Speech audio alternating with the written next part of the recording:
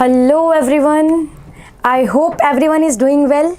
So we are back again with our last lecture of mole concept, जिसमें हमारा एक last topic बाकी था और टॉपिक का नाम एज यू नो हमने पहले ही डिस्कस किया था कि आपके पास हम थोड़ा सा डिस्कशन करेंगे आज पार्ट्स पर मिलियन का and then we are going to talk about normality, right?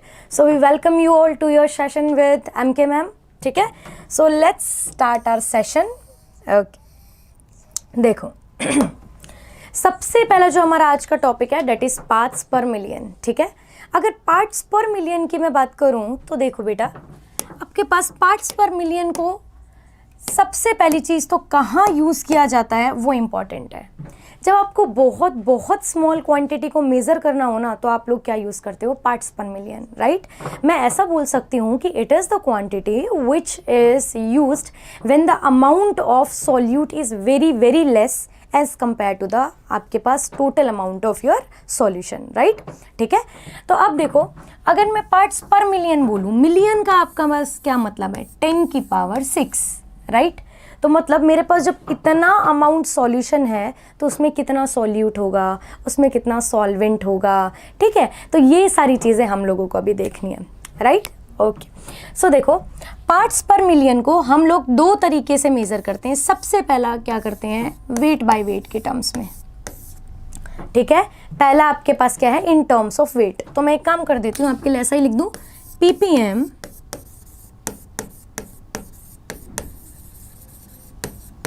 In terms of weight लिख दो या मास लिख दो, सब ओके है, राइट? तो हमारे पास क्या है? ppm in terms of mass, right? तो अगर मैं आपसे बोलूं कि मास के टर्म्स में आप लोग मुझे लिख के बताओ तो आप लोग मुझे क्या बोलोगे? This is mass of solute upon mass of solution into 10 की पावर 6, राइट? तो आपके पास यहाँ से जो भी डेटा आएगा वो किस में चला जाएगा? ppm में, राइट?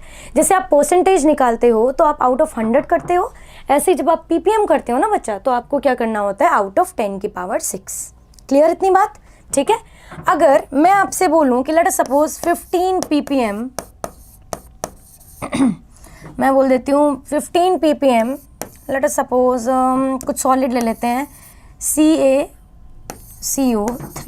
चलो मैंने कैल्शियम कार्बोनेट डाल दिया और बोला है कि ये कितना है आपके पास? 15 ppm, राइट? तो मैं इसको कैसे इंटरप्रेट करूंगी? 15 ग्राम ऑफ CaCO3 इन 10 की पावर 6 ग्राम ऑफ सॉल्यूशन। बोलो, राइट है? तो आपके पास जब इतना सारा सॉल्यूशन है तो उसमें सिर्फ 15 ग्राम्स क्या है आपके पास? Solute. Am I clear?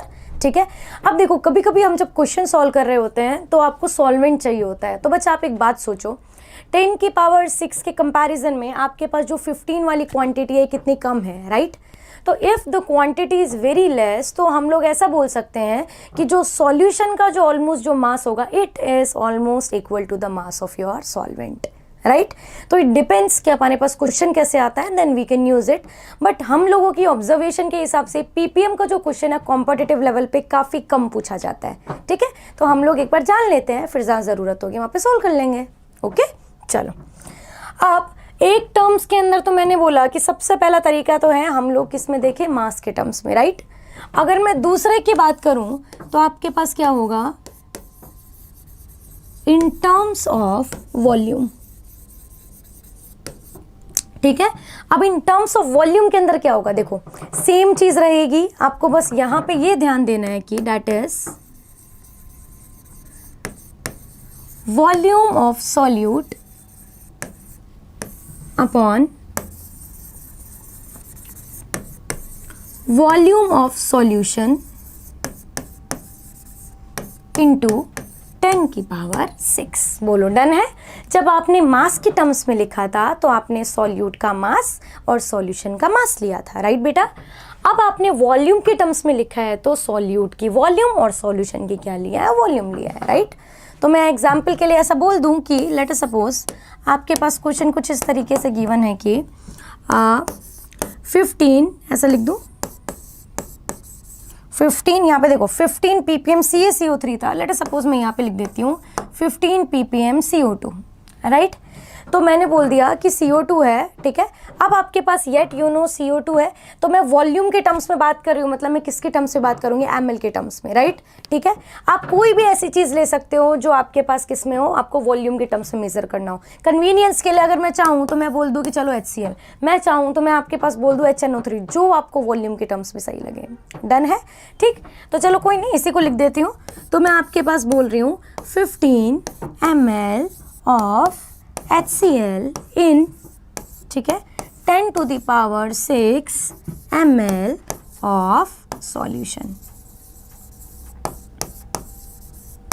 Right है बेटा, ठीक है। तो पीपीएम के अंदर ये दो फॉर्मूले होते हैं, दोनों फॉर्मूले आपको पता होने चाहिए थे कि इन केस अगर इनसे कभी भी कोई भी क्वेश्चन आए तो आप लोग सॉल्व कर पाओ। डन जी, ठीक है, ओके। चलो फिर आज का हमारा सबसे मेजर और आपके कॉम्पिटिटिव पॉइंट ऑफ व्यू का सबसे इंपॉर्टेंट टॉपिक नॉर्मैलिटी, राइट, और हमारी कंसंट्रेशन टर्म्स का भी सबसे लास्ट टॉपिक नॉर्मैलिटी, राइट। तो देखो, अगर मैं बात करूं नॉर्मैलिटी की, तो नॉर्मैलिटी को सिंपल से अगर मैं लैंग्वेज में बोलूं तो दिस इज, मैं ऐसा बोल सकती हूं कि gram equivalence of solute in 1 litre of solution, right. तो पहले मैं लिख दूं मैं क्या बोल रही हूं, मैंने बोला gram equivalence of solute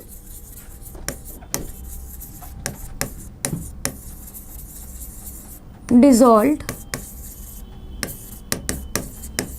per liter of solution, right. अब आप मुझे एक बात बोलो कि ऐसा कुछ हमने पहले भी पढ़ा था मोलारिटी में, राइट, बट मोलारिटी में हमने क्या बोला था, मोल्स की बात की थी। नॉर्मैलिटी में मैं एक नया टर्म इंट्रोड्यूस करने वाली हूँ और वो टर्म आपके पास क्या है बच्चा, ग्राम इक्विवेलेंट्स, राइट। तो ग्राम इक्विवेलेंट्स ऑफ सॉल्यूट डिसॉल्व्ड पर लीटर ऑफ सॉल्यूशन, ठीक है। या मैं आप ऐसा बात कर सकती हूँ कि डिसॉल्व्ड इन, ठीक है, ऐसा बोल सकती हूँ 1 लीटर ऑफ सॉल्यूशन। डन, चलो अब मैं इसको फॉर्मूला की फॉर्म में लिखूंगी, तो मैं ऐसा लिख दूं कि normality is equal to gram equivalence of solute upon volume of solution in litre. देख लो भाई, डन है। तो ये मेरे पास हो गई इसकी पूरा का पूरा फॉर्मूला। अब मैं एक एक करके इसके पूरे फॉर्मूले को अच्छे से एलाबोरेट करती जाऊंगी, इसकी हर एक टर्म को हम लोग डिस्कस करेंगे, क्योंकि बच्चा इस वाले से प्रॉब्लम आपके पास ऐसा डायरेक्ट आए चाहे नहीं आए, बट रेडॉक्स में इसका यूज़ है, अगले साल हम सॉल्यूशन में पढ़ेंगे उसमें इसका यूज़ है, राइट। तो नॉर्मैलिटी के टर्म्स में हम लोग सबसे ज़्यादा प्रेफर करते हैं, कहीं पर भी कोई टाइटरेशन हो रही है तो भी जो सबसे ज़्यादा पैरामीटर यूज़ आएगा वो हमारे पास क्या होता है, नॉर्मैलिटी, ठीक है। अब देखो, अब हम आगे चलते हैं। अब देखो, मैं सिंपल सी बात करती हूँ, मैंने अभी लिखा है normality is equal to gram equivalents of solute. Gram equivalent of solute क्या होता है, देखो, दैट इज, ठीक है, given mass of solute upon equivalent mass of solute, ठीक है। तो ग्राम इक्विवेलेंट का फॉर्मूला क्या हो गया, गिवन मास अपॉन में इक्विवेलेंट मास, राइट बेटा। अपॉन में आपके पास क्या था, volume of solution in litre. बोलो, डन है, किसी को कोई प्रॉब्लम यहाँ तक, ओके। चलो अब मैं इसको और एलाबोरेट करती हूँ। अब देखो, मैं इक्विवेलेंट मास को भी मैं क्या कर दूँ, ओपन कर दूँ। एक काम करती हूँ ना, मैं अब इसकी हर एक टर्म को यहीं पे ओपन करती जाती हूँ। Given mass of solute upon equivalent mass को मैं क्या लिख सकती हूँ, molar mass of solute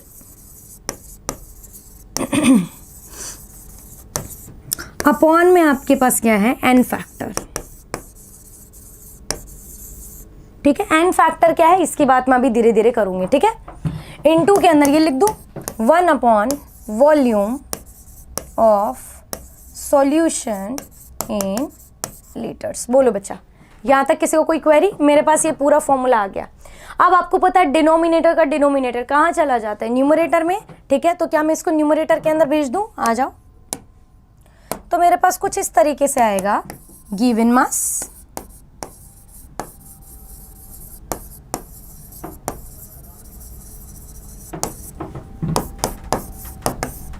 into n factor upon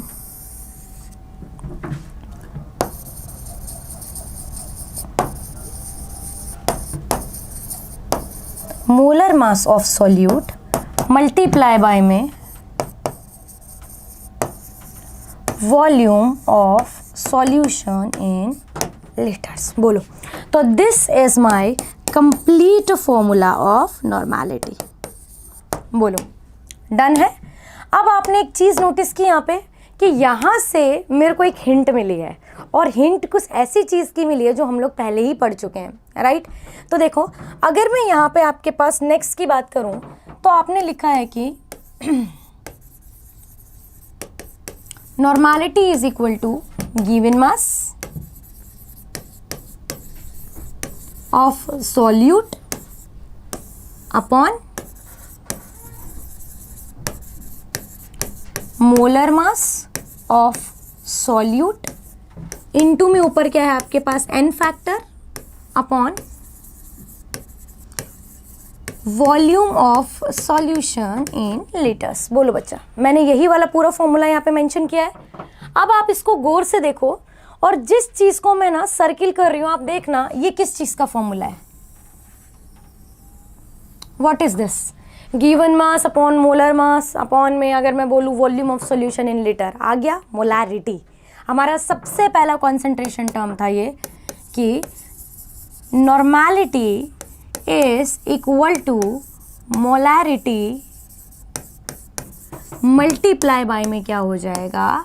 n factor. बोलो, डन है। तो ये हो गया मेरे पास पूरे का पूरा नॉर्मेलिटी का फॉर्मूला। डन भाई, ठीक है। अब मैं आगे की बात करती हूँ। अब देखो, नेक्स्ट क्वेश्चन के अंदर जो हमें ज़रूरत है वो किसकी है कि हम लोग ग्राम इक्विवेलेंस कैसे कैसे निकाल सकते हैं, क्योंकि मैं कुछ टाइम के बाद बात करूंगी कि कोई भी एसिड बेस की टाइटरेशन है, ठीक है, जिसमें मैं सिंपल ही बात करूंगी अभी। तो एसिड बेस मतलब आपके पास सबसे पहला HCl NaOH की, ऑक्सैलिक एसिड की, ठीक है। तो टाइटरेशंस के अंदर हमारे पास बहुत फ्रीक्वेंटली पूछा जाता है कि आपके पास बता दो भाई, इसका HCl इतना है, NaOH इतना है, बताओ क्या करना है, किसका कितना वॉल्यूम, किसका कितना मोलैरिटी। तो उन सारे टर्म्स में एक ही काम की चीज़ है, that is your gram equivalents, ठीक है। तो अब देखो, मैंने इतना फॉर्मूला से आपके पास अलग अलग चीज़ों से मैं आप ये दिखाऊंगी कि आपके पास ग्राम इक्विवेलेंट का क्या क्या पॉसिबल फॉर्मूला है।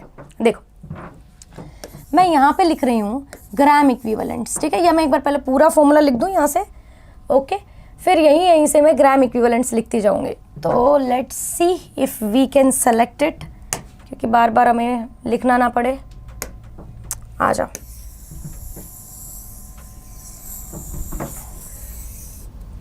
ओके, तो let's copy it, now paste it, ठीक है, लेट्स मूव इट। चलो, डन है। अब देख लो, फॉर्मूला में मैंने कुछ भी चेंज नहीं किया है, जो मैंने पीछे लिखा था मैंने उसी को डायरेक्ट यहाँ पे क्या कर लिया, कॉपी कर दिया। अब देखो, नॉर्मेलिटी के अंदर आपके पास क्या था? Given mass upon molar mass and factor into volume. Done है बेटा, ठीक है। अब इससे पहले कि मैं बात करूं तो आप एक बात सोचो कि ये जो पूरा पोर्शन है, this is what is this? This is your gram equivalence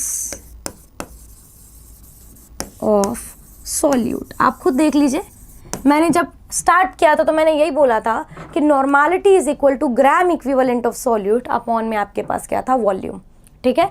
तो सेम चीज़ें मैंने यहाँ पे की है, ग्राम इक्विवेलेंट को यहाँ पे लिख दिया है, और जो बचा है वो आपके पास सिर्फ क्या बचा है? Volume, right. सेम चीज़ आपके पास इधर थी, देख लो, सेम चीज़ आपके पास इधर थी, हर जगह मैंने सेम ही पैटर्न को आपके पास यहाँ पे फॉलो किया है। अब मैं ना ग्राम इक्विवेलेंट के सारे फॉर्मूले लिख देती हूँ ताकि अपने को बाद में दिक्कत ना हो। तो देखो, यहाँ से ग्राम equivalent of solute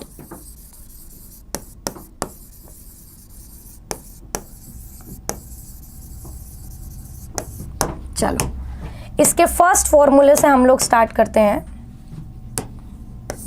first is, देखो ये पूरा ग्राम इक्विवेलेंट है, क्या मैं नॉर्मेलिटी इनटू वॉल्यूम को ग्राम इक्विवेलेंट लिख दूं? किसको कोई दिक्कत भाई? सबसे पहला आपके पास फॉर्मूला क्या होगा, नॉर्मेलिटी मल्टीप्लाई में क्या हो जाएगा, एन फैक्टर। बोलो, सबसे पहली चीज डन, ठीक है। अरे सॉरी, नॉर्मेलिटी इनटू में आपके पास क्या हो जाएगा, वॉल्यूम, वॉल्यूम इन लीटर्स, ठीक है। और वॉल्यूम ऑफ सॉल्यूशन ये भी लिख लो भाई, volume of solution in litres, ठीक है, सॉरी। तो आपके पास क्या था, normality into volume of solution in litres, पहला फॉर्मूला आ गया। अब आप मुझे एक बात बताओ, नॉर्मेलिटी को आप कैसे लिख सकते हो? आपने अभी डिराइव किया था, नॉर्मेलिटी इज मोलैरिटी मल्टीप्लाई में एन फैक्टर, ठीक है। ये नॉर्मेलिटी लिख दी, इनटू में volume of solution in litres. बोलो, दो फॉर्मूले मैंने लिख दिए ग्राम इक्विवेलेंट के। सबसे पहला फॉर्मूला तो मैंने क्या लिखा है बच्चा, नॉर्मेलिटी इनटू वॉल्यूम, राइट। दूसरा मैंने आपके पास क्या लिखा, molarity into N factor into में volume, because normality can be written as molarity multiply by N factor, ठीक है। तीसरा फॉर्मूला आपके सामने है, जल्दी बताओ, ठीक है। ये ऊपर वाला तो मैं इसको ऐसा लिख दूं, गिवन मास अपॉन में इक्विवेलेंट मास। बोलो, डन, इतनी चीज, ठीक है। फिर मैं आपके पास क्या लिख देती हूं, किसी को ओपन करके, गिवन मास अपॉन में आपके पास क्या हो जाएगा बेटा, मोलर मास इनटू में आपके पास क्या हो जाएगा, एन फैक्टर। बोलो, ठीक है। मैंने इक्विवेलेंट मास को ओपन करके क्या लिख दिया है, given mass upon molar mass into में एन फैक्टर, पूरा ओपन कर दिया। गिवन तो गिवन था ही, इक्विवेलेंट में मास को molar mass upon N factor. और अगर मैं लास्ट की बात करूं तो थोड़ा जूम आउट करके मैं लिख देती हूं यहाँ पे, मूव करके, the last formula from here is given mass upon molar मास को आप लोग क्या लिख सकते हो, मोल्स। तो मोल्स मल्टीप्लाई बाय में आपके पास क्या हो जाएगा, एन फैक्टर। तो देखो, अब मेरे पास चाहे कोई भी क्वेश्चन आए, मुझे पता है ग्राम इक्विवेलेंट के ये 5 अलग अलग फॉर्मूलाज हैं, इन फॉर्मूला के अलावा मुझे और कुछ भी नहीं चाहिए है, राइट, ठीक है। तो देख लो, एक बार वापस से ब्रीफिंग दे देती हूँ, फिर मैं क्वेश्चंस करवाने पे चलूंगी। मैंने बोला it was gram equivalent of solute dissolved पर लीटर ऑफ सॉल्यूशन, तो मैंने लिख दिया, ठीक है। उसके बाद में मैंने बोला normality given mass upon equivalent mass और volume in of solution in litre है। फिर मैंने क्या किया, इक्विवेलेंट मास को ओपन किया, मोलर मास डिवाइड बाय में एन फैक्टर। आपको पता है डिनोमिनेटर का डिनोमिनेटर न्यूमरेटर होता है, तो मैंने ऊपर जाके एन फैक्टर लिख दिया है, डन भाई। उसके बाद में मैंने बोला कि आपके पास एक गिवन मास अपॉन मोलर मास और ये वॉल्यूम, इन तीनों को देखोगे तो दिस इज मोलैरिटी। तो normality is nothing but it is molarity multiply by में एन फैक्टर, राइट, ठीक है। मैंने इतना एक्सप्लेन किया। फिर मैंने बोला कि ये जो पूरा का पूरा जो आपके पास जितना मैंने सर्किल किया हुआ, इस ये पूरा पोर्शन आपके पास क्या है, ग्राम इक्विवेलेंट ऑफ सॉल्यूट। फिर मैंने अपने कन्वीनियंस के लिए ग्राम इक्विवेलेंट के जितने भी पॉसिबल फॉर्मूलाज थे वो सारे के सारे मैंने लिख दिए हैं। Normality into volume, molarity into N factor into volume, given mass upon equivalent mass, given mass equivalent mass को खोल के इनटू एन फैक्टर और मोल्स मल्टीप्लाई बाय में एन फैक्टर, राइट। तो इन सारे फॉर्मूलाज को यूज करते हुए अब हमें आगे के क्वेश्चंस करने हैं, डन है बेटा, ठीक। उससे पहले एक लास्ट टर्म मुझे जो बतानी है वो बाकी है, that is an factor, right. तो एन फैक्टर क्या है, आ जाओ।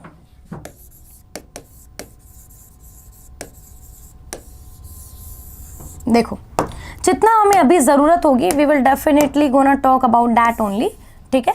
फिर धीरे धीरे रिडॉक्स पढ़ेंगे तो हमें एन फैक्टर का और ज़्यादा नॉलेज हो जाएगा कि कैसे कैसे अपने पास अलग अलग रिएक्शंस अलग अलग एन फैक्टर देती है, राइट। अभी मैं सिंपल टर्म्स की बात करूंगी। सबसे पहला एन फैक्टर निकालती हूँ एसिड्स का, ठीक है। अगर आपके पास कभी भी एसिड है, ठीक है, तो एसिड में आप देखो कितने आपके पास H प्लस प्रेजेंट है जो इजीली आपके पास क्या हो जाएंगे, रिप्लेस हो जाएंगे, राइट। या मैं बोल दूं जितने H प्लस आयन कोई भी एक एसिड देता है वही उसका क्या होगा, एन फैक्टर। सिंपल सा लैंग्वेज है, ठीक है। The H plus which are donated by each आपके पास acid will give its N factor. For example let me write, HCl है, HNO3 है, H2SO4 है। बोलो, मैंने 3 लिख लिए हैं यहाँ पे, ठीक है। फिर H3PO4, H3PO3, H3PO2, बोलो, ठीक, बोलो डन। अब देखो HCl आपको पता है एक स्ट्रॉन्ग एसिड है, बिल्कुल प्यार से डिसोशिएट होता है H+ और एक Cl- में। तो ये कितना H+ दे रहा है, 1 ना, तो इसका N फैक्टर की वैल्यू कितनी हो जाएगी बेटा, 1। ये आपके पास डिसोशिएट होगा H+ और NO3- में, तो इसका भी N फैक्टर कितना होगा, 1। H2SO4 क्या दे देगा, 2H+ और SO4 2-, तो इसका N फैक्टर की वैल्यू कितनी हो जाएगी, 2। सिंपल लैंग्वेज में बात करूं, एक H था तो 1, these are strong acids, right. तो स्ट्रॉन्ग एसिड में जितना H है वही उसका क्या होगा, N फैक्टर, क्योंकि स्ट्रॉन्ग एसिड्स तो 100% डिसोशिएट होते हैं ना। तो 1 1 2 वैल्यू पता चल गई N फैक्टर की, राइट। अब मैं इन तीनों केसेस की बात करती हूँ, तो these are your special cases. इसमें आपको ऐसा नहीं देखना है कि कितने H हैं, इसमें आपको कैसे देखना है बेटा कि आपके पास कितने H हैं जो इजीली डोनेट होंगे। तो that we are going to derive using their formulas, ठीक है। और फॉर्मूला से पहले मैं बनाऊंगी स्ट्रक्चर, फिर स्ट्रक्चर से मैं आपके पास N फैक्टर निकालूंगी। देखो H3PO4 है तो P double bond O, OH OH OH, देखो H3PO4, P double bond O, आपके पास क्या होगा, OH OH और H, और लास्ट में है P double bond O, OH H H। देख लो भाई, यही स्ट्रक्चर बनते हैं, बोलो, ठीक है। आपके पास जो फॉस्फोरस है, फॉस्फोरस की वैलेंसी कितनी है, 5, डन। अब देखो, अब मुझे कुछ भी नहीं करना है, अब मुझे सिर्फ फाइंड आउट करना है। एक बात सोचो बेटा, कभी भी वो हाइड्रोजन नहीं जाएगा जो डायरेक्ट फॉस्फोरस के साथ कनेक्ट होता है। मतलब मैं ऐसा बोल सकती हूँ कि ये वाला ये वाला ये वाला कभी भी डायरेक्टली नहीं जाएगा। कौन जाता है फिर, एसिडिक हाइड्रोजन। एसिडिक हाइड्रोजन कौन, जो किसी भी इलेक्ट्रोनेगेटिव ग्रुप के साथ क्या होती है, अटैच्ड होती हैं। जैसे कि यहाँ पे इधर से 1 2 3, देख रहे हो ऑक्सीजन के साथ कितनी हाइड्रोजन है, 3, तीनों की तीनों इजीली चली जाएंगी, तो H+ बन के निकल जाएगा और O पे क्या आ जाएगा, -, राइट। तो यहाँ पे 3 जा सकती है, तो N फैक्टर की वैल्यू कितनी है, 3, राइट बेटा। यहाँ पे आपके पास ये एक इधर से 2 जा सकता है, तो N फैक्टर का वैल्यू कितना, 2, और यहाँ से सिर्फ 1 ही जा सकता है, तो N फैक्टर का कितना है, वैल्यू 1। बोलो, तो ये मैंने सबसे जनरल डिस्कस्ड वाले जितना भी एसिड अपने काम में आते हैं सब ले लिए हैं, डन, ठीक है। फिर मैं बात करती हूँ आपके पास बेस की। बेस का मतलब क्या, कि कौन कितना OH- दे पा रहा है, राइट। तो आ जाओ, अब मैं OH- की बात करूँ तो आपके पास देखो सिंपल सा है, let us suppose KOH NaOH MgOH whole twice, आपके पास क्या होगा, AlOH होल थ्राइस, ठीक है। तो यहाँ पे आपके पास होगा क्या, एक OH दिख रहा है, मतलब N फैक्टर की वैल्यू कितनी, सबके डायरेक्टली लिख दूँ, इसमें N फैक्टर की वैल्यू 1 1, 2 OH दिख रहे हैं तो 2, इधर से 3 दिख रहे हैं तो आपके पास आंसर क्या आ जाएगा, 3, ठीक है। तो आपके पास कितने OH नेगेटिव हैं, डैट कैन बी डोनेटेड, ठीक है। ऐसा बोल सकती हूँ रिप्लेसेबल OH नेगेटिव आयंस। तो आपके पास कितने हैं, जितने थे उसके हिसाब से आपने क्या निकाल लिया, N फैक्टर। तो एसिड में H+ देखने की, बेस में OH- देखने की, डन बेटा, ठीक है। अब तीसरा अपने पास जो केस है, तीसरा भी मैं यहीं पे मेंशन कर देती हूँ, दैट इज सॉल्ट। तीसरा केस आपके पास क्या है, सॉल्ट। अब देखो सॉल्ट में आपको देखना है क्या, तो total positive charge on cation और total negative charge on anion. बोलो, डन है। तो मैं इनकी बात करती हूँ कि क्या तो टोटल पॉजिटिव चार्ज कैटायन पे देखना है, टोटल नेगेटिव चार्ज किस पे देखना है, एनायन पे। एग्जाम्पल लेती हूँ, लेट अस सपोज NaCl, ठीक है, पहले 2-3 लिख देती हूँ, MgCl2, ठीक, Al2 SO4 होल थ्राइस, ठीक है, FeCl3। चलो, तो मैंने ये जितने मेरे दिमाग में सबसे पहला है मैंने सारे सोल्स लिख लिए। अब देखो आप ब्रेक करो, Na+Cl-, तोड़ो, Mg2+ और आपके पास क्या हो जाएगा, 2Cl-, यहाँ पे क्या होगा, 2 तो एल्यूमिनियम 3 प्लस है और 3 आपके पास क्या है, SO4 2 माइनस है। फिर यहाँ पे क्या होगा, Fe3 प्लस और 3 क्या हो जाएगा, Cl माइनस। अब देखो एन फैक्टर कैसे देखना है बच्चा, क्या तो मैं पहले प्लस से देखती हूँ फिर मैं माइनस से क्रॉस वेरीफाई करूंगी। अब एन फैक्टर देखना आप एन के ऊपर +1 का चार्ज है तो एन फैक्टर कितना होना चाहिए, पहले वाले का 1। 2 + 2 का चार्ज है तो एन फैक्टर कितना होना चाहिए, 2। देखना एन के आगे माइनस और प्लस नहीं लगाने की, सिर्फ 1 2 3 4 डिजिट लेते हैं। एल्यूमिनियम है, एक एल्यूमिनियम पे +3 है तो 2 पे कितना, +6 का चार्ज, तो एन फैक्टर कितना हो जाएगा, 6। आयरन पे 3 है तो एन फैक्टर कितना हो जाएगा, 3। बोलो, मैंने प्लस से क्रॉस वेरीफाई मतलब प्लस से कर दिया, अब मैं माइनस से क्रॉस वेरीफाई कर लेती हूँ। एक ही Cl माइनस है तो 1, एक क्लोरीन पे -1 तो 2 पे कितना हो जाएगा, -2, और ओवरऑल की मैं बात करूँ तो कितने हो जाएंगे आपके पास, 2। ठीक है, एक के ऊपर -2 तो 3 पे कितना, -6। अगर एन फैक्टर की बात करूँ तो आपके पास कितना हो जाएगा, 6। ठीक है, एक क्लोरीन पे -1 का चार्ज, 3 पे कितना, -3, तो एन फैक्टर की वैल्यू कितनी हो जाएगी, 3। तो आपको पता है सोल्ट न्यूट्रल है तो जितना प्लस का चार्ज होगा उतना ही माइनस का चार्ज होगा। तो आपकी इच्छा है बट देखना सिर्फ एक को ही है, क्या तो आप सिर्फ प्लस को देखो या आप सिर्फ क्या लिखो, माइनस को देखो। डन। चलो अब हम चलते हैं कुछ क्वेश्चंस की तरफ, आ जाओ।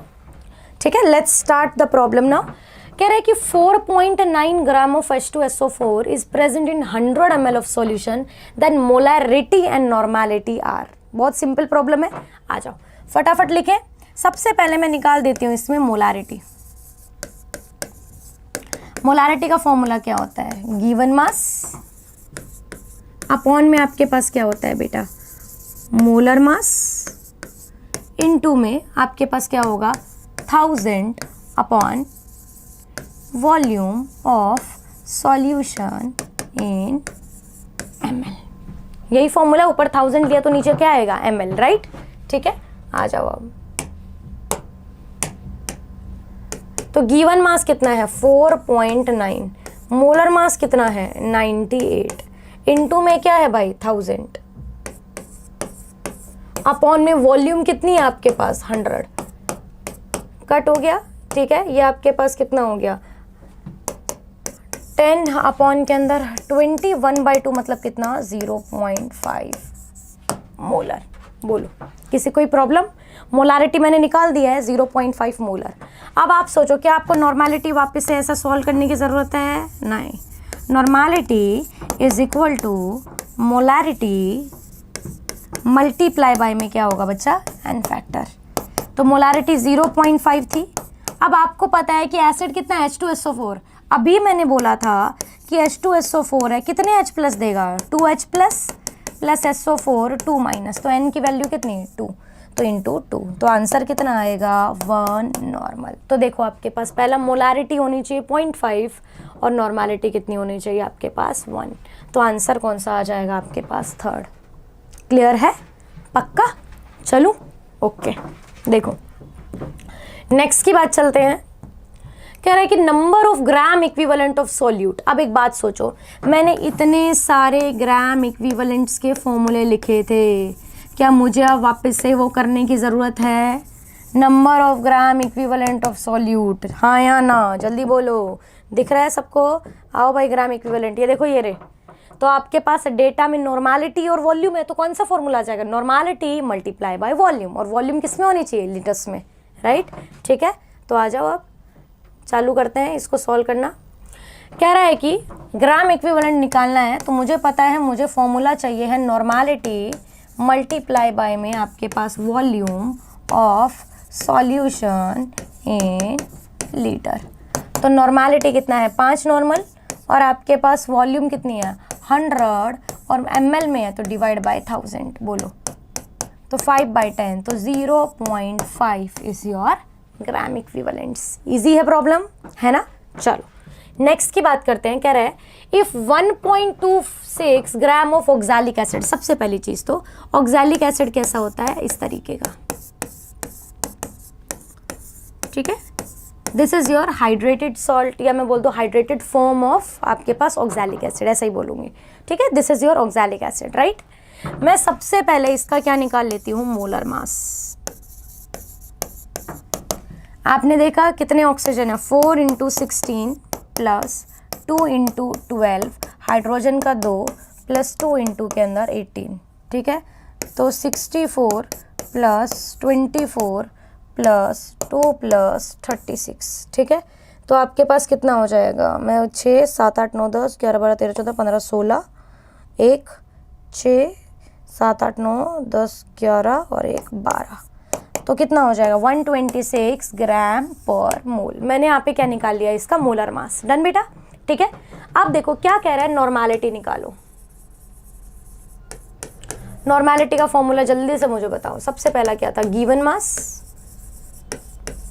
अपॉन में आपके पास क्या था बेटा, molar mass into N factor into 1000 upon volume of solution in ml। मैंने ml में कन्वर्ट किया इसीलिए ऊपर 1000 लगाया है, ठीक है। तो कोई कंफ्यूज नहीं होने की कि कभी तो मैम 1000 लगा देती हैं, कभी नहीं लगाती है। समझ आ गया है?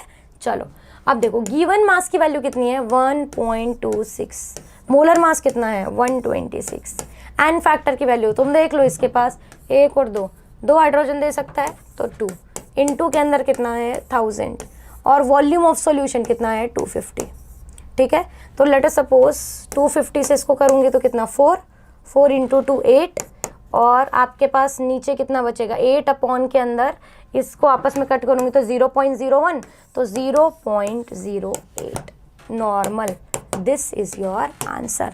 अच्छा, नॉर्मलिटी की यूनिट क्या होती है, जैसे आप मोल पर लीटर मोलारिटी में लिखते थे, यहाँ पे क्या करोगे ग्राम इक्विवेलेंट्स पर लीटर, राइट। तो आप ऐसा भी लिख सकते हो, या फिर आप डायरेक्ट एक सिंपल सा टर्म यूज करो, N, capital N represents the unit of normality. Done बेटा, चलो नेक्स्ट क्वेश्चन ट्राई करते हैं।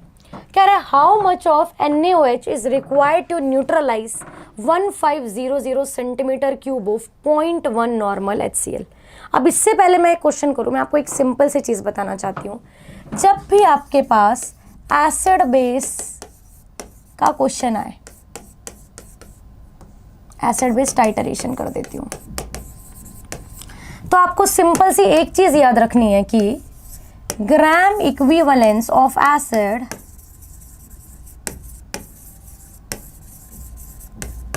is equal to gram equivalence of base। भाई सीधी सी बात है, बेस उतना ही तो यूटिलाइज होगा जितने एसिड का आपके पास है। मैं ऐसा बोल सकती हूँ, दोनों को कभी आप मोल्स बराबर नहीं कर सकते हो, कभी आप मोलारिटी बराबर नहीं कर सकते हो, आप दोनों के ग्राम इक्विवेलेंट को बराबर करो, इजीली आप फाइंड आउट करो क्या है, राइट। ये वही चीज हो गई वड़ा पाव, जितने वड़ा उतने ही पाव, right.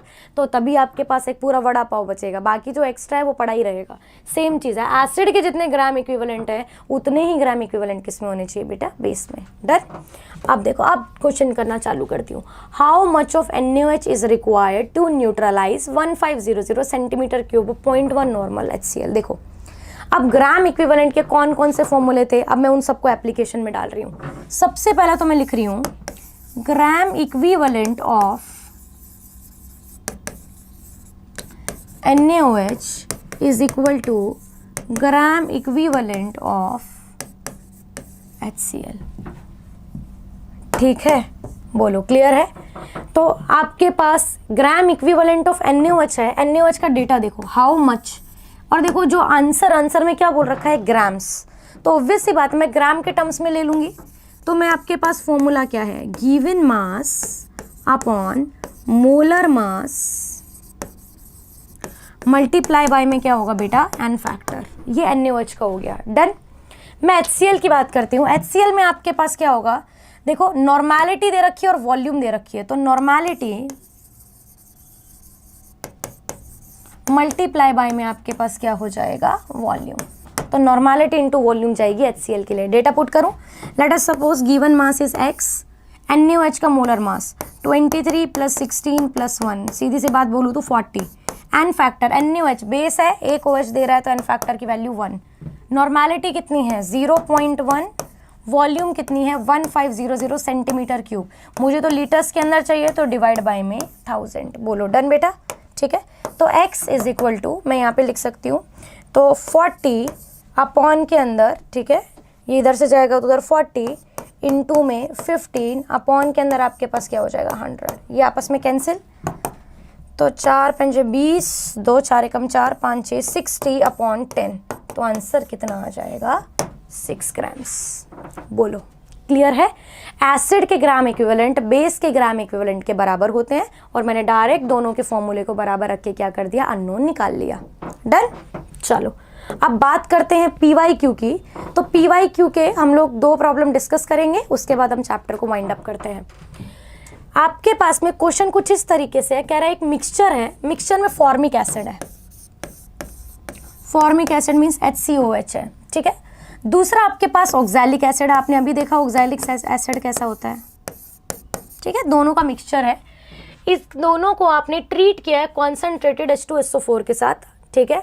The evolved gaseous mixture, अब देखो इसको अगर आप ट्रीट करोगे तो आपके पास निकलेगा CO प्लस के अंदर क्या निकलेगा H2O। इसको आप ट्रीट करोगे तो आप खुद देखो, एक CO, एक CO2 और एक क्या निकलेगा H2O, आप खुद देख लो, एक CO, एक CO2 और एक H2O। अब पूरा स्टोइचियोमेट्री से मेरे पास सारा क्वेश्चन सेट हो गया है, मुझे बस इतना सा चीज़ था जो सोचना था। कह रहा है कि 2.3 ग्राम फॉर्मिक एसिड है, तो देखो 2.3 ग्राम आपके पास ये है गिवन मास, और इसका मोलर मास अगर मैं बात करूं तो 32 प्लस 12 44 प्लस 2 46। तो मैं यहाँ पे क्या कर सकती हूँ, आपके पास 0.05 मोल्स। ऑक्सैलिक एसिड कितना दे रखा है, 4.5 ग्राम्स है, और ऑक्सैलिक एसिड का यहाँ पे देखो मोलर मास आपके पास कितना आ जाएगा 64 प्लस के अंदर 24 प्लस 2, तो आपके पास कितना आ जाएगा 90 ग्राम पर मोल।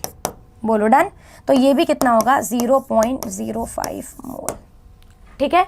अगर ये एक है तो ये दोनों भी तो एक एक है, अगर ये एक है तो ये दोनों भी तो एक एक है, तो मैं ऐसा बोल दूं अगर इसके मोल्स 0.05 होंगे तो इसके भी कितने होंगे 0.05 मोल्स, इसके भी कितने होंगे 0.05 मोल्स, और बेटा इसके भी कितने होंगे 0.05 मोल्स। बोलो यहाँ तक किसी कोई प्रॉब्लम? अब कह रहा है कि ये गैस था, इसको KOH में से पास कर दिया। अब बात याद रखना, जैसे ही आप लोग इसको KOH में से पास करोगे, KOH हमेशा CO2 को खा जाती है, तो ये तो पूरा क्या हो गया कंज्यूम ना। तो मैं ऐसा लिख देती हूँ कि आपके पास जो KOH है ये पूरा का पूरा आपके पास क्या करेगी, इट विल, आपके पास ऐसा बोल सकते हो, इट विल एब्जॉर्ब या it will remove CO2 from the mixture, ठीक है। तो CO2 तो चला गया। फिर कह रहा है कि बताओ रिमेनिंग प्रोडक्ट का वेट क्या होगा। तो अब देखो प्रोडक्ट में 2 ही गैस बची हैं, राइट। तो मैं यहाँ पे लिख दूं कि जो रिमेनिंग प्रोडक्ट है, remaining product is 1 CO plus 1 CO, तो आपके पास 0.05 मोल्स प्लस 0.05 मोल्स, तो कितना होगा 0.1 मोल्स आ गया। बट इसने तो क्या पूछा है, मास ना, तो आप खुद बताओ moles is equal to given mass upon में मोलर मास। तो आपके पास गिवन मास क्या हो जाएगा 0.1, और मास ऑफ CO है तो CO का कितना होगा भाई 28, तो आंसर कितना आ जाएगा 2.8 ग्राम्स। बोलो डन है। तो आपके पास the answer for the given problem is 2.8 grams, answer is first. बोलो डन, ठीक है। तो एक लास्ट प्रॉब्लम आज के लिए जो हम डिस्कस करेंगे JEE मेन 2019 की प्रॉब्लम है। देखो कह रहा है कि ऑक्सैलिक एसिड है, वापस से वही एसिड है, एक बेस है, कह रहा है अमाउंट ऑफ NaOH बताओ जो 50 ml के लिए चाहिए। एसिड बेस आते के साथ दिमाग में क्या चमकना चाहिए, मुझे दोनों के ग्राम इक्विवेलेंट्स को क्या रखना है सेम। तो मैं लिख दूं कि gram equivalent of oxalic acid is equal to gram equivalent of आपके पास सोडियम हाइड्रोक्साइड इज NaOH। आ जाओ, इसमें मोलारिटी दे रखी है और वॉल्यूम दे रखी है, तो मैं फॉर्मूला कौन सा यूज करूंगी, molarity into volume into N factor, right. तो मोलारिटी इंटू वॉल्यूम इंटू में क्या हो जाएगा एन फैक्टर। NaOH का क्या दे रखा है भाई, NaOH का अमाउंट है, बट इसने कुछ नहीं बोला हुआ, तो लेट अस सपोज मैं फॉर्मूला यूज करूंगी गिवन मास ठीक है। या इसने ऐसा बोला ना 25, तो एक काम कर देती हूँ ना, यहाँ पे भी मैं यही फॉर्मूला यूज़ कर लेती हूँ, molarity into volume into N factor, बाद में मास में कन्वर्ट कर लूँगी, राइट। तो आप बोलो ऑक्सैलिक एसिड की मोलारिटी 0.5, वॉल्यूम कितनी है 50 ml, तो 50 डिवाइड बाई 1000। ऑक्सैलिक एसिड का एन फैक्टर कितना होगा 2, हमने अभी प्रीवियस क्वेश्चंस के अंदर यही देखा है, राइट। इसकी मोलारिटी मुझे फाइंड आउट करनी है। वॉल्यूम देखो कितनी दे रखी है 25, तो 25/1000, और NaOH बेस है, एक OH देगा तो एन फैक्टर की वैल्यू कितनी हो जाएगी 1, राइट। तो लेट्स सॉल्व इट। आपके पास 1000 से 1000 कैंसिल, ये 2 2 4, तो आपके पास 4 5, ठीक है। तो आपके पास कितना हो जाएगा 4 × 0.5 इज इक्वल टू मोलारिटी, ठीक है। तो 2 is equal to your molarity, 2 molar आपके पास क्या आ गया है सॉल्यूशन, डन। फिर कह रहा है कि मुझे अमाउंट निकालनी है जब वॉल्यूम कितनी है 50 ml। अब आप मुझे बताओ, आपके पास मोलारिटी है, मोलारिटी इज इक्वल टू क्या होता है गिवन मास अपॉन में आपके पास क्या होगा molar mass into 1000 upon volume of solution in ml। तो मोलारिटी नीचे से मैंने निकाल ली 2 है, गिवन मास ऑफ सॉल्यूट मुझे निकालना है, NaOH का मोलर मास 40 है, ठीक है, 1000, और आपके पास वॉल्यूम कितनी दे रखी है देखो 50 पूछी हुई है, तो 50, डन। तो आ जाओ अब मैं सॉल्व कर दूं इसको। Given mass is equal to 1 से 1 1 से 1, ठीक है। तो 5 चौक 20, 20 और 2 आपके पास कितना हो जाएगा 40, 40 अपॉन 10, तो आपके पास देख लो डायरेक्ट ऐसा कर ही देती हूँ मैं, तो 2 × 4 × ये डिवाइड बाय में क्या हो जाएगा 2, ठीक है। तो आपने ये कर लिया, तो आपने मोलारिटी और इसने पूछा क्या अमाउंट ही पूछा है बस, ओके। तो मैंने इतना सब निकाल लिया, तो आपके पास 4 और 2 8, 8/2 कितना हो जाएगा 4। एक सेकेंड ना, एक 0 कहीं गुम हो गया है। गिवन मास मोलर मास आपके पास 40, आपने किया 2, एक सेकेंड ना क्रॉस चेक करने दो, मोलारिटी कितनी है 0.5, 50,000, 2 25, सो 2 से 2 कट गया, 4 4 × 0.5, तो आपके पास कितना आ जाएगा 2 मोलर, ठीक है। गिवन मास है ये, मोलर मास NaOH का 40, आप इससे करोगे तो आपके पास 1 से 1 1 से 1, ठीक है, 2 4 दूनी 8, 8/2 4, कहीं पे एक 0 मिसिंग है, लेट्स फाइंड इट आउट। एक बार क्रॉस चेक कर लेते हैं कैलकुलेशन को, now let me solve it once. एक सेकंड रुको, कैलकुलेटर से एक बार कैलकुलेट करके देख लेती हूँ मैं, स्टिल अगर कुछ प्रॉब्लम होगी सो लेट्स डिस्कस इट, ठीक है। तो आपके पास पूरा था, तो हमने यहाँ पे ऑक्सैलिक एसिड का ले लिया, ठीक है। लास्ट के अंदर आपके पास आंसर के अंदर एक 0 मिसिंग है, एक सेकंड के लिए देखो 0.5 50,000, तो यहाँ से 25 से काटा 2, 2 और 2 4, 4 × के अंदर 0.5, तो 2, यहाँ तक मोलारिटी डन है। गिवन मास के अंदर मेरे पास मुझे निकालना है, NaOH का मोलर मास 40 ही है, इंटू के अंदर 1000 अपॉन में आपके पास क्या हो जाएगा 50। एक बार ये यहाँ से एक बार वापस से क्रॉस चेक कर लेते हैं, चलो ठीक है। तो मैंने बोला मोलारिटी है, मोलारिटी मेरे पास कितना 2 is equal to, given mass मुझे निकालना है, आपके पास मोलर मास NaOH का कितना होगा वही 40 इंटू में 1000, और वॉल्यूम कितनी दे रखी है 50 ml, ठीक है। तो 2 से मैं 2 कैंसिल कर देती हूँ, तो given mass is equal to 8, ठीक है, इंटू 5 डिवाइडेड बाय में 10, तो आंसर अपना जो आ रहा है डेट इज 4 ग्राम्स, ठीक। चलो स्टिल कोई दिक्कत नहीं है, let's check it out once, ठीक है, and see if anything is missing, क्योंकि प्रॉब्लम वाइज तो हमने सब सही किया है। मोलारिटी है 2, एक बार चेक करना यहाँ पे कभी मिस तो नहीं हुआ है कुछ मेरे से।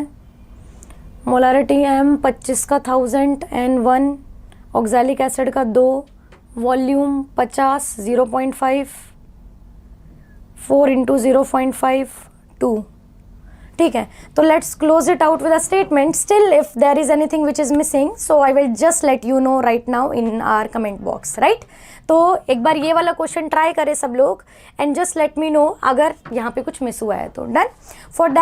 For this question we are going to close our session. ठीक है, so keep trying the problems. ठीक है, and do let us know where we are missing in this problem, right.